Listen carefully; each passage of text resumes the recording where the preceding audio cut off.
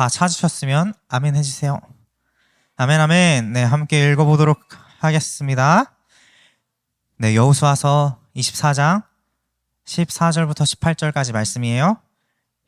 한 목소리로 읽어볼게요. 시작. 그러므로 이제는 여호와를 경외하며 온전함과 진실함으로 그를 섬기라. 너희의 조상들이 강 저쪽과 애굽에서 섬기던 신들을 치워버리고 여호와만 섬기라. 만일 여호와를 섬기는 것이 너희에게 좋지 않게 보이거든 너희 조상들이 강 저쪽에서 섬기던 신들이든지 또는 너희가 거주하는 땅에 있는 아모리 족속의 신들이든지 너희가 섬길 자를 오늘 택하라. 오직 나와 내 집은 여호와를 섬기겠노라 하니 백성들이 대답하여 이르되 우리가 결단코 여호와를 버리고 다른 신들을 섬기기를 하지 아니하오리니 이는 우리 하나님 여호와께서 친히 우리와 우리 조상들을 인도하여 애굽 땅 종되었던 집에서 올라오게 하시고 우리 목전에서 그 큰 이적들을 행하시고 우리가 행한 모든 길과 우리가 지나온 모든 백성들 중에서 우리를 보호하셨음이며 여호와께서 또 모든 백성들과 이 땅에 거주하던 아모리 족속을 우리 앞에서 쫓아내셨음이라. 그러므로 우리도 여호와를 섬기리니 그는 우리 하나님이시니이다 하니라. 아멘 아멘. 네, 옆 사람과 인사해 보도록 하겠습니다. 사랑하고 축복합니다. 사랑하고 축복합니다. 사랑하고 축복합니다. 네, 또 인사해 볼게요. 네, 당신은 하나님의 거룩한 백성입니다. 당신은 하나님의 거룩한 백성입니다. 아멘. 네, 우리는 하나님의 거룩한 백성인 줄로 믿습니다. 아멘, 아멘. 네, 사람들은요, 누구나 자신의 마지막이 다가온다는 것을 느끼면 그 인생의 마지막 말을 남기기 마련입니다. 그의 마지막 순간에 미련으로 남은 말이나 남겨질 사람들을 위한 축복 또는 마지막 가르침 같은 것들을 남깁니다. 성경에 나오는 많은 인물들도 그랬어요. 야곱도 그랬고 요셉도 그랬고 모세도 그랬고 오늘 여호수아도 그래요. 이처럼 오늘 본문 말씀 여호수아 24장은 여호수아가 그의 죽음을 앞두고 이스라엘 백성들에게 마지막 가르침을 남기는 장면을 담고 있습니다. 오늘은 이 말씀을 통해서 함께 은혜를 나누는 시간이 되었으면 좋겠습니다. 네, 여호수아 23장 1절에 보시면 여호와께서 주위의 모든 원수들로부터 이스라엘을 쉬게 하신 지 오랜 후에 여호수아가 나이 많아 늙은지라 그랬어요. 이스라엘의 가나안 정복 전쟁이 끝났고 여호와 하나님께서는 이스라엘의 모든 대적과 원수들로부터 이스라엘을 쉬게 하셨습니다. 그들을 그 땅에 정착하게 하셨고 그들에게 샬롬을 주시고 안식하게 하셨습니다. 이제는 시간이 많이 흘렀어요. 그래서 여호수아가 나이가 많아져서 죽음을 앞두게 되었습니다. 이렇게 죽음을 앞둔 여호수아는 이스라엘 모든 지파들을 세겜에 불러 모읍니다. 그러고는 하나님께서 이스라엘을 어떻게 여기까지 이끌어 주셨는지를 백성들에게 설명해 주는데요. 정말 하나님께서 아브라함을 부르시고 그와 언약을 맺으신 것부터 시작해서 지금까지의 일들을 쭉 이야기해 주는 거예요. 하나님께서는 이스라엘을 자신의 언약 백성 삼으시고 애굽의 종 되었던 그들을 건지시고 광야에서 훈련시키시며 마침내 가나안에 정착하게 하셨습니다. 이 일은 전적으로 하나님의 은혜였습니다. 이제 본문 말씀을 좀 살펴보도록 할게요. 여호수아 24장 14절 말씀을 함께 읽어보도록 하겠습니다. 24장 14절 말씀이에요. 함께 읽겠습니다. 그러므로 이제는 여호와를 경외하며 온전함과 진실함으로 그를 섬기라. 너희의 조상들이 강 저쪽과 애굽에서 섬기던 신들을 치워버리고 여호와만 섬기라. 아멘. 여호수아는 이스라엘 백성들에게 그들이 섬기던 모든 우상들을 버리고 여호와를 경외하며 온전함과 진실함으로 그를 섬기라고 요구합니다. 여호수아는 인생의 마지막을 앞두고 자기가 죽었을 때 가나안 땅에 남겨질 그 이스라엘 백성들을 걱정하는 마음으로 하나님이 어떤 분이시며 또 그렇기에 그들이 누구를 선택해야 하는지 강조하고 또 강조하는 거예요. 그런데요, 뭔가 이상한 부분이 있지 않습니까? 찾으셨나요? 있어요? 근데 뭔지 모르겠지. 네. 네.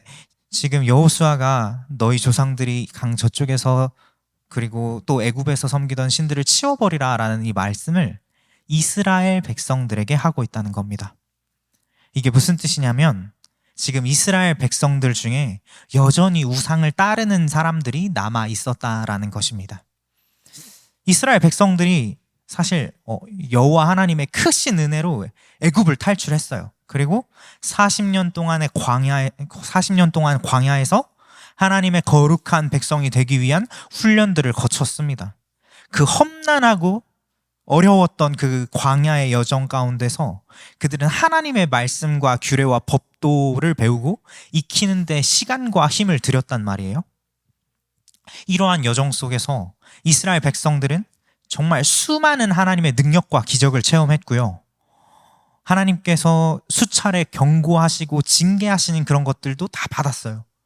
이러한 과정을 다 통과하고 가나안 땅에 들어갔단 말이에요. 그런데도 그 공동체 안에는 여전히 우상을 섬기던 자들이 남아있더라는 것입니다. 이게 430년간 애굽에서 종노릇하던 이스라엘 백성들의 마음속에는 우상 숭배의 영이 뿌리 깊게 박혀 있었습니다. 이렇게 오랜 시간 뿌리 내린 우상 숭배는 이스라엘 안에서 쉽게 사라지지를 않았어요. 심지어 그들 가운데에는 애굽의 우상들 뿐만 아니라 광야의 이방 민족들의 우상까지도 섬기는 사람들이 생겨났어요. 그들은 자신의 상황과 처지에 따라 하나님과 이방 우상들을 번갈아가며 섬겼던 것입니다. 예, 그렇다면 우리는 어떤가요? 우리의 모습을 돌아봤을 때 우리는 여호와만 경외하고 있나요? 아니면 우상을 같이 번갈아가며 섬기고 있나요? 우리도 사실 말씀으로 이렇게 훈련하고 있어요. 매일매일 성경 읽는 거 기본이고 말씀 암송도 열심히 하고 있어요. 또 예배에 대한 열정도 있죠. 그런데 삶의 어떤 특정한 부분에 있어서 특히 내 기쁨과 즐거움을 추구하는 데 있어서 생각보다 많은 부분 세상과 타협하며 살고 있는 우리의 모습을 보게 됩니다. 저도 마찬가지고요. 우리가 신앙적으로 어떤 특별한 다짐이나 결단 같은 것들은 좀 지키려고 애쓰죠. 또 남들이 봐도 진짜 열심히 한다 생각할 만큼 열심히 해요. 예를 들면 뭐 유튜브를 안 본다던가 SNS를 삭제한다던가 또 자극적인 게임을 끊는다던가 누가 봐도 신앙생활에 도움이 안 되겠다 싶은 것들은 잘 끊어내고 안 하려고 노력한단 말이에요. 그런데 어떤 타협의 여지가 아주 조금이라도 보이는 그런 것들에 대해서는 엄청난 집중과 집착과 투자를 하더라고요. 어떻게 그런 것들은 잘도 찾아내서 하는지 참 대단하다 하는 생각도 듭니다. 무슨 그동안의 욕망을 참고 억눌러 왔던 나에게 보상이라도 해주듯이 당당하게 생각하는 사람들도 종종 보게 됩니다. 우리가 이런 일들을 시작할 때에 사실 우리 안에는 그냥 그 행동을 바로 아무 거리낌 없이 하는 게 아니에요. 우리가 이런 일들을 시작할 때 우리 안에서는 이 행동이 옳은가 옳지 않은가를 내 안에서 갈팡질팡하고 계속해서 따져보게 됩니다. 이러한 마음이 들 때 사람들은 보통 나에게 유리한 쪽으로 생각하고 내 마음의 만족과 평안과 위로를 주는 이야기들에 더 귀를 기울입니다. 나에게 불리하거나 불편하게 하는 이야기들은 거부하고요. 이런 식으로 내 마음을 안정시켰다면 이제 내 주변 사람들에게 설득하기 시작합니다. 그 행동을 남들에게 전파하기도 하고요. 그 행동을 같이 하는 모임을 만들기도 하고요. 또한 그 행동에 대해 안 좋게 말하는 사람들을 비난하고요. 심지어는 그 사람들을 배척하기도 합니다. 이렇게 온전함과 진실함과는 점점 더 멀어져만 가고 나도 모르게 한쪽 발을 세상에 한쪽 발을 하나님께 두고 상황에 따라 이쪽 저쪽을 왔다 갔다 하며 살아가게 되는 것입니다. 이게 뭐 특별하게 엄청 나쁜 일을 하는 게 아니에요. 그냥 이 일은 그저 우리 주변에서 흔히 볼 수 있는 평범한 일일지도 모릅니다. 그래서 남들도 그렇게 신경 쓰지 않아요. 그래서 충분히 나에게 위안이 돼요. 위로를 줍니다. 그리고 이미 내 안에서 충분히 합리화를 거쳤기 때문에 이제 거리낌도 없습니다. 이제 나를 기쁘고 즐겁게 하는 그 행동이 내 안에 뿌리가 깊게 박혀서 이제 내 삶 그 자체가 되어버리는 안타까운 일이 벌어집니다. 우상숭배는요, 우리가 잘 알고 있는 것처럼 불상의 절하고 마리아상의 절하고 뭐 이런 것들만 있는 게 아니에요.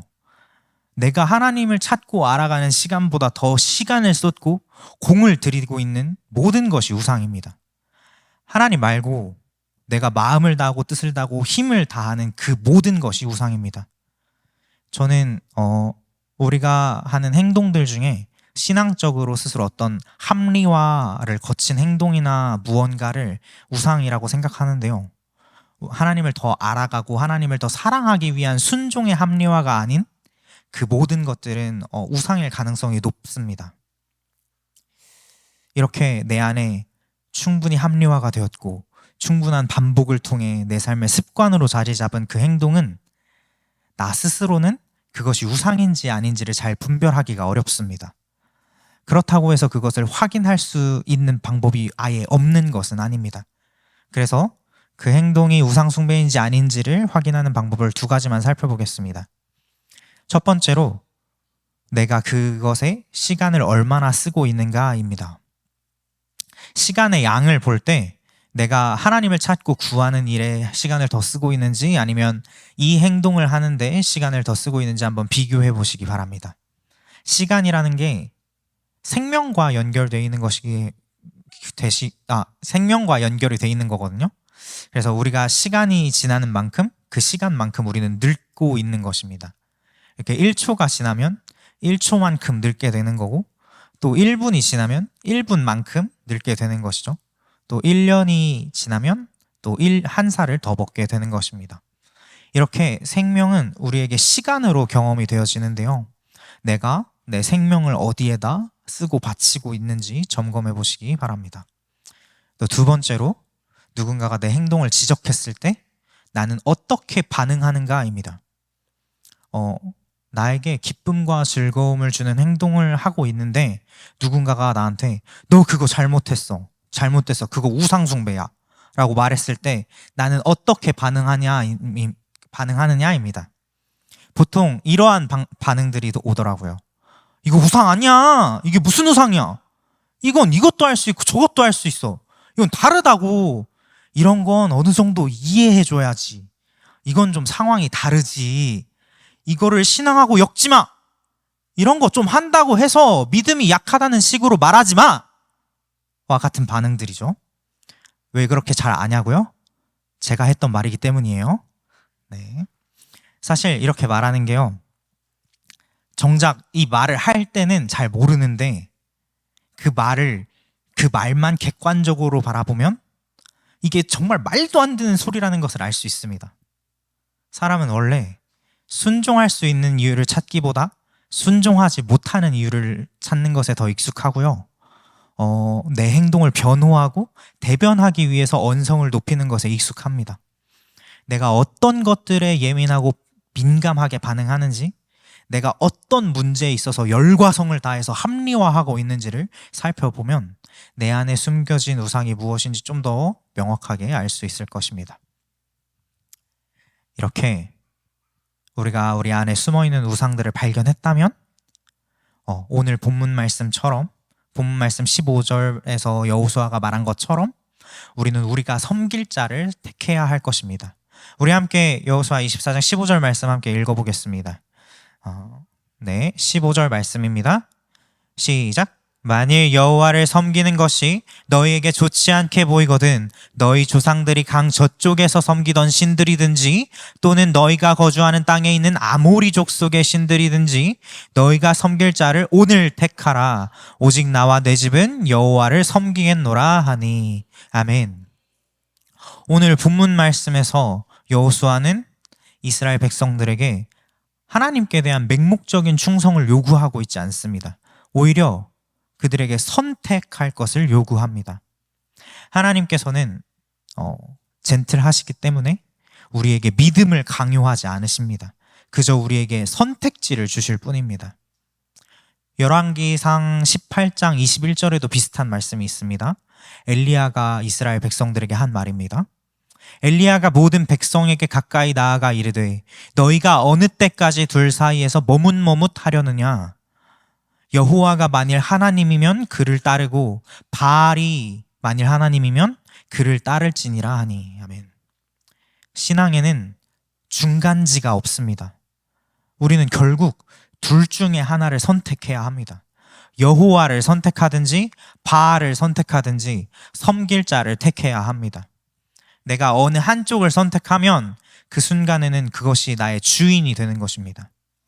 하나를 선택했다는 것은 다른 선택지를 거부하기로 마음먹었다는 것입니다.